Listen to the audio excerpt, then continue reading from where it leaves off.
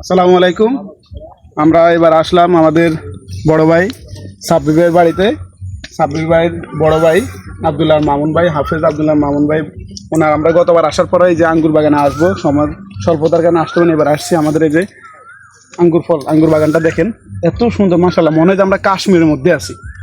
মানে পুরোটা এই যে এই পাশে পুরোটা বাগানে আঙ্গুরগুলা পাইকে গেছে। দেখেন এই যে আঙ্গুরগুলা, এই যে মাশাআল্লাহ, এটা ভাই 1 বছর আগে চারা রোপণ করছেন। 1 বছরের মধ্যে অনেক ফলন হয়েছে মাশাআল্লাহ। আজকে আমরা সব বড় ভাই মিলে আসলাম। এখন আমরা এই যে পাকা আঙ্গুর গাছ থেকে পেড়ে খাবো। এটা আসলে আমাদের বাংলাদেশের জন্য বিষয়টা নতুন। তার মধ্যে আমরা যারা নোয়াখালী বা আমাদের ওই অঞ্চলের মানুষ, আঙ্গুর বাগান তো আমাদের দেখার সৌভাগ্যবান হয় না। তার বিশেষ করে বাংলাদেশের ছিল না, তার মধ্যে কয়েকটা জেলার মধ্যে এটা অন্যতম। এই যে আঙ্গুর বাগান, আমরা এখন আঙ্গুর নিব এখান থেকে, পাকা আঙ্গুর। বিসমিল্লাহ। যদি আমরা বাইরে থেকে অনুমতি নেওয়ার পরে ভাই বাগানে যা ইচ্ছে খাইতে বলছেন, বাগান খাবার মিষ্টিটা কেমন দেখবো। বিসমিল্লাহির রহমানির রহিম।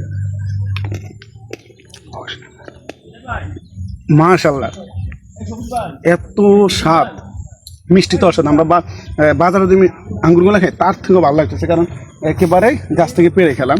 তা আপনারা এই যে বড় ভাই আঙ্গুর বাগান করলো, ওনার জন্য দোয়া করবেন, ওনার বাগানের জন্য শুভকামনা রইল।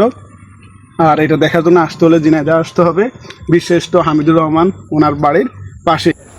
যে বাগানের অন্য পাশে আরো অনেক আঙ্গুর বাগান, যে আমাদের বন্ধুদের এক পাশে আছে, যতটা আঙ্কুর বাগান আছে তার থেকে বাগানের মালিক আছে এক পাশে। আঙ্কুর আবার দিচ্ছে আঙ্গুর আমাদের খাওয়ার জন্য। আমাদের প্রান্ত ভাই ওর পাশে, সাব্বির ভাই এখন টেলিভিশনে সাক্ষাৎকার দিচ্ছেন। এত মিষ্টি, সবকিছু মিলে খুবই ভালো লাগছে, অসাধারণ। একেবারে পুরো মনে হয় কাশ্মীর। সবাই দোয়া রাখবেন আমাদের বন্ধুদের আঙ্গুর বাগানের জন্য। কেমন লাগছে? আলহামদুলিল্লাহ, আঙ্গুর খুব স্বাদ।